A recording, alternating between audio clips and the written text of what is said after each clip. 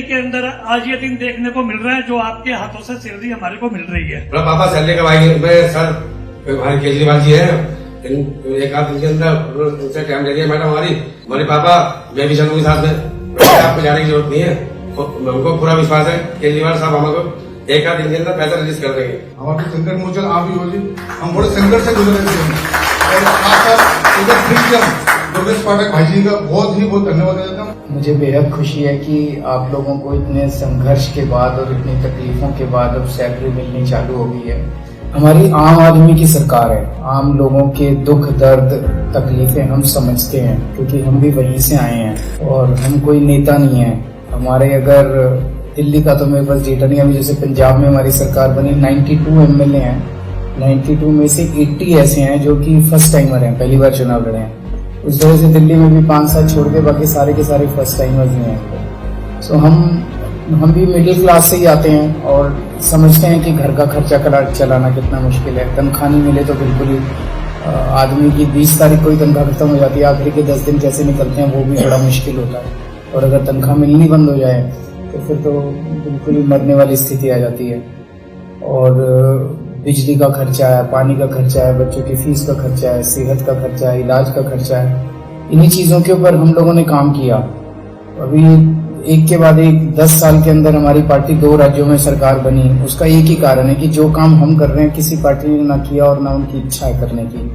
हम बिजली फ्री करते हैं, पानी फ्री करते हैं, ये गालियां तो बहुत देते हैं हम लोगों को, लेकिन यही तो चीज़ है जो एक आम आदमी की ज़रूरत है। आम आदमी को अगर बिजली, पानी, शिक्षा, स्वास्थ्य, अस्पताल, स्कूल मिल जाए ठीक से तो और आदमी को क्या चाहिए। एक चीज और है, तो मैं अपनी वाइफ से बात कर रहा था कि आज हरदयाल लाइब्रेरी के एम्प्लॉयज मिलने के लिए आ रहे हैं, तो उन्होंने बताया कि उन्होंने सिविल सर्विसेज के, मैं और वो दोनों इनकम टैक्स में होते थे, IRS होते थे। सो वो हरदयाल लाइब्रेरी जाके पढ़ा करती थी और वहां से बुक्स वगैरह इशू कराया करती थी। तो एक तरह से पुराना रिश्ता भी है हरदयाल लाइब्रेरी के साथ। और यही एक तरीका है देखने का कि ईमानदार और बेईमान सरकार का फर्क। एक बेईमान सरकार थी जिसने 15 साल के अंदर बर्बाद कर दिया MCD को, और एक ईमानदार सरकार आई तो आप 1 साल के अंदर ही, हालांकि सारी पावर इन्होंने छीनी हुई है, स्टैंडिंग कमेटी बनने नहीं दे रही है लोग, और कितनी सारी तकलीफें आ रही हैं सरकार, दिल्ली सरकार चलाने में भी, MCD चलाने में भी। उसके बावजूद आप देख रहे हो कि 1 साल के अंदर कितना बड़ा परिवर्तन आने लग गया। अगर पैसे ना खाओ, ईमानदार सरकार हो तो कितना, कोई पैसे की कमी नहीं है सरकार के अंदर, नीयत की कमी है। अच्छी नीयत वाली सरकार आई, अब ठीक होगा सब कुछ। आप लोगों ने कहा हमारी फिल्म अच्छी है, तो टीम उसी तरह से, हमारी नीयत अच्छी है तो हम भी अच्छी नीयत वालों को अपने आसपास रखते हैं। अगर हमारी नीयत खराब होती तो मैं भी 5-7 दलाल रखता अपने आसपास जो पैसे इकट्ठे करके लाते पूरी दिल्ली से। तो हमारी नीयत अच्छी है तो हमने भी आदमी ऐसे रखे हुए हैं जो कि सब अच्छी नीयत वाले हैं, साफ सुथरे लोग हैं, पैसे नहीं खाते, जनता का काम करते हैं। सर, हम लोग 3 साल से 35 महीने की हमारी सैलरी हो गई है। अब जैसे हमने और हमारे पूरे स्टाफ ने सफर किया है, हमें कोई उम्मीद अब नजर नहीं आ रही थी। अब तो घर वालों ने कहना छोड़ दिया था, वो कह रहे थे घर पे बैठो तो कुछ मिल नहीं रहा। लेकिन हमारे जो ऑफिस आने में जो सैलरी आप दे रहे हैं उससे तो आप हमारे चेहरे की चमक देख ही रहे होंगे, लेकिन हमें ऑफिस आने में भी आपकी नीति का बहुत फायदा हुआ है।